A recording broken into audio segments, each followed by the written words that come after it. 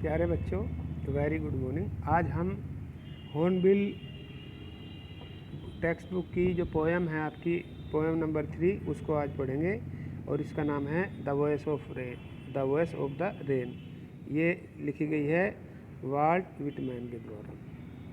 तो इसमें जो the voice of the rain में ये बताएगा कि कवि की कल्पना शक्ति के बारे में बताएगा कि कवि कैसे कल्पना करते हैं, कैसे उनसे रेन से बात करते हैं और रेन के बारे में बताते हैं कि जो वर्षा होती है वो कैसे वाष्प बनकर ऊपर जाती है आसमान की ओर और फिर बादल में परिवर्तित हो जाती है और अगेन फिर नीचे आती है बारिश के रूप में और हर जगह को हरा भरा कर देती है और हर चीज़ को साफ कर देती है, पवित्र कर देती है। इसके साथ साथ कवि ने इसके साथ साथ ये भी कहा कि जैसे कवि की कविताएं होती हैं या कवि के गाने होते हैं वो भी ऐसे ही अपने ओरिजिन से उठ के जाते हैं दूसरे लोगों तक और जगह जगह जाते हैं। उनको कोई सुने ना सुने उससे ज़्यादा फ़र्क नहीं पड़ता, कुछ लोग तो सुनते ही हैं और उसके बाद जो भी सुनते हैं उनका कुछ ना कुछ उससे प्रेरणा मिलती है, उनका उद्धार होता है और उसके बाद वो सारे जो कविताएं या सॉन्ग है वो फिर दोबारा से वापस अपने स्थान पर आ जाते हैं। तो प्यारे बच्चों, ये छोटी सी एक कविता है। इसमें कवि जो है बारिश से बात कर रहा है और बारिश को असल में यहाँ पे एक वाटर साइकिल के रूप में लिया गया है।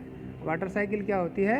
जैसे सूर्य किरणें निकलेगी, जो धरती पर पानी है, समुद्र में धरती पर पानी है, वो वाष्प बन के ऊपर जाएगा आसमान में और वाष्प जब बनती है उसको हम टच नहीं कर सकते, ये सभी जानते हैं।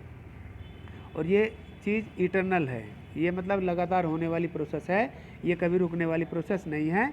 जैसे ही धूप निकलती है पानी वाष्प बन के ऊपर चला जाता है आसमान की तरफ और वहाँ क्लाउड के रूप में फॉर्म हो जाता है और क्लाउड जो है फिर वर्षा करते हैं और वर्षा करके जो है सारी चीज़ों को धो देते हैं और जो बीज होते हैं वे उगने लगते हैं, यानी कि सारी प्रकृति जो है हरी भरी हो जाती है और मनुष्य भी आनंदित हो जाता है। तो इसमें देखो कवि जो बात कर रहे हैं,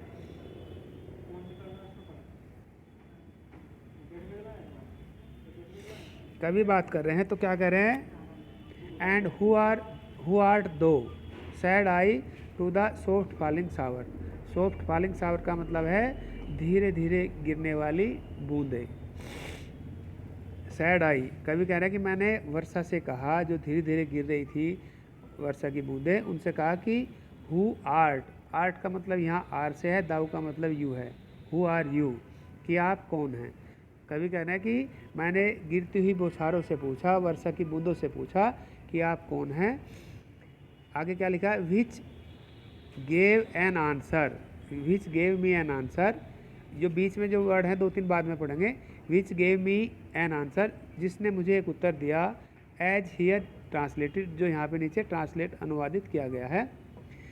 स्ट्रेंज टू टेल, जिसको कहने में बड़ा स्ट्रेंज लगता है, बड़ा विचित्र लगता है। जो वर्षा ने बात बताई वो बड़ी ही विचित्र लगती है। और क्या ट्रांसलेट करके बता? I am the poem of earth, मैं इस पृथ्वी की कविता हूँ। Sad the voice of the rain, ठीक है, वर्षा की जो बौछारें थी, वर्षा की जो बूंदें थी, उन्होंने कहा कि मैं पृथ्वी की कविता हूँ। Eternal I rise impalpable out of the land and the bottomless sea. Eternal का मतलब होता है अनंत या लगातार। आई राइज, मैं लगातार उठती रहती हूँ। इम्पम्पेबल मतलब जिसको हम टच नहीं कर सकते। इम्पल्पेबल का मतलब है यहाँ पे भाप से संबंध है, क्योंकि जैसे ये वाष्प बनती है, भाप मतलब वाष्प, जैसे वाष्प बनती है उसको हम टच नहीं कर सकते। तो इम्पल्पेबल का मतलब है जिसको हम छू नहीं सकते। इटर्नल का मतलब है लगातार। आई का मतलब वर्षा और राइज का मतलब उठती हूँ। तो पानी की बूंदें कह रही हैं कि मैं लगातार ऊपर उठती हूँ। किसके रूप में? वाष्प के रूप में। जब एवोपरेशन होता है इसका, जैसे सनलाइट आती है तो पानी का एवोपरेशन होता है और वो भाप के रूप में ऊपर उठता है। Out of the land and bottomless sea, कहाँ से? मैं पृथ्वी के ऊपर से और जो जो बहुत बड़ा समुंदर है उसके ऊपर से। ठीक है, दोबारा से एक बार सुन लो। Eternal I rise impalpable out of the land and the bottomless sea. मैं इस जो बहुत बड़ा समुंदर है इससे और पृथ्वी से लगातार ऊपर उठती रहती हूँ वाष्प के रूप में। Up to the heaven, up to the heaven का मतलब स्वर्ग है, लेकिन यहाँ का मतलब है आसमान। ठीक है, और मैं उठ करके आसमान की तरफ जाती हूँ। वैंस, वैंस का मतलब है फ्रॉम वेयर, जहाँ से। Vaguely formed all together changed and yet the same. और जहाँ से मतलब जब आसमान में पहुँच जाती है वहाँ से क्या होता है, वैगुली फॉर्म्ड, वहाँ पे जाके वो वैगुली मतलब जिसका कोई वो ना हो, जो क्लियर ना हो। ठीक है, यहाँ इसका मतलब है जैसे वो ऊपर जाती है तो बादलों के रूप में फॉर्म होती है, और आप जानते हैं कि बादलों की कोई शक्ल नहीं होती, इसलिए इसको वैगुली कहा।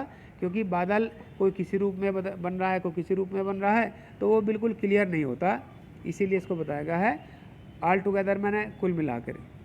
एंड येट द सेम, लेकिन उसके बाद भी वो वर्षा की बूंद ही रहती है। तो वर्षा की बूंद ने कहा कि मैं लगातार पृथ्वी से और जो अथाह समुंदर है उससे ऊपर उठती हूँ वाष्प के रूप में, और आसमान की तरफ जाती हूँ, और वहाँ जा कर के मैं अलग रूप धारण कर लेती हूँ, अर्थात बादलों में परिवर्तित हो जाती हूँ। एंड येट द सेम, लेकिन उसके बाद भी मैं वही रहती हूँ, अर्थात वर्षा की बूंदें।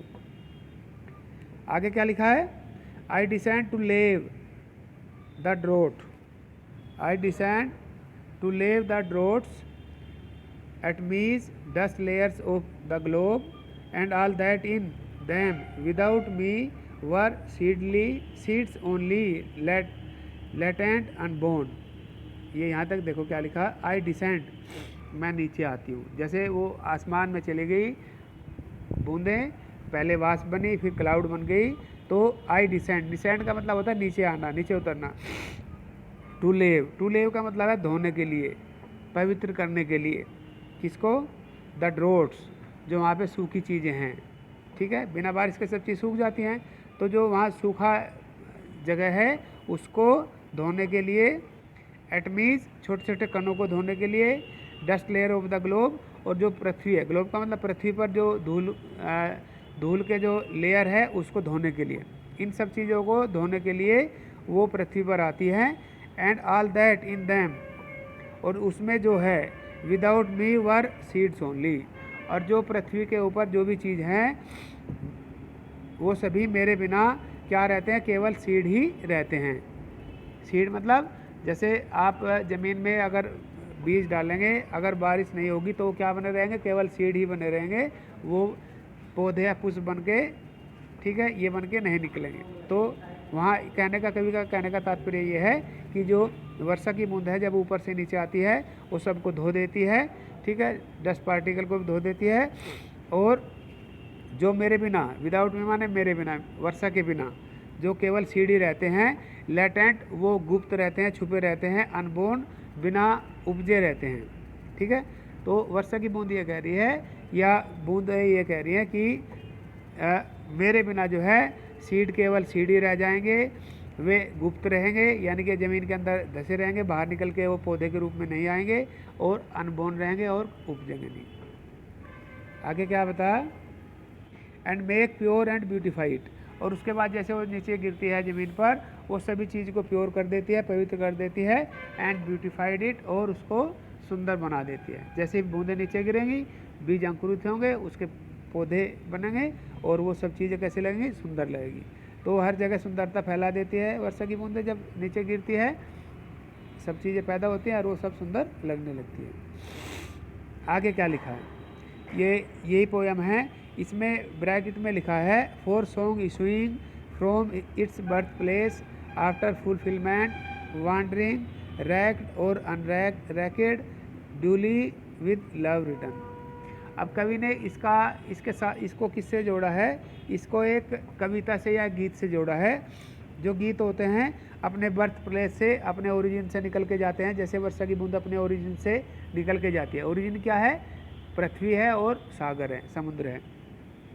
ऐसे ही जो सॉन्ग हैं वो भी कवि के पास से निकल के जाते हैं, कविता या गीत जो भी आप समझें, और आफ्टर फुलफिलमेंट, जब उनके कार्य पूरे हो जाते हैं, यानी कि वो जगह जगह लोगों के कानों में जाते हैं या उनसे सुने जाते हैं, तो वांडरिंग रैकिड और अनरैकिड, चाहे इनको कोई सुने ना सुने, ड्यूली विद लव रिटर्न, और वो जो है बाद में फिर वापस आ जाते हैं। जैसे वर्षा की बूंदें वाष्प बन के बादल बन जाते हैं, फिर दोबारा से वो बारिश बन के पृथ्वी पर आती है, ऐसे ही जो कवि की कविता है या कवि के गीत हैं, वो भी ऐसे लोगों के कानों में जाते हैं और कोई उनको सुने ना सुने, लेकिन वो अपना पूरा काम करके फिर वापस अपनी जगह पे आ जाते हैं। तो प्यारे बच्चों, ये एक छोटी सी कविता थी जिसका नाम था the voice of the rain, जो वर्षा की आवाज़ के रूप में था। और इसमें पर्सनिफिकेशन जो फिगर ऑफ स्पीच है उसका प्रयोग किया गया है, क्योंकि आप जानते हैं वर्षा कभी बोलती तो नहीं है, तो वर्षा की आवाज़ है, तो वर्षा कभी आवाज़ करती है, बोलती है, वॉइस मतलब वॉइस माने आवाज़, वर्षा कभी बोलती नहीं है। तो इसमें पर्सनिफिकेशन फिगर ऑफ स्पीच का अलंकार का प्रयोग किया गया है। और एक जगह इसमें किया गया है, जैसे बॉटमलेस सी है, अथाह समुंदर, इसमें हाइपरबोल अलंकार का प्रयोग किया गया है।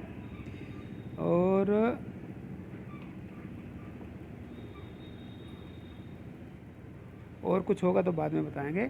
आज के लिए इतना ही है प्यारे बच्चों, धन्यवाद।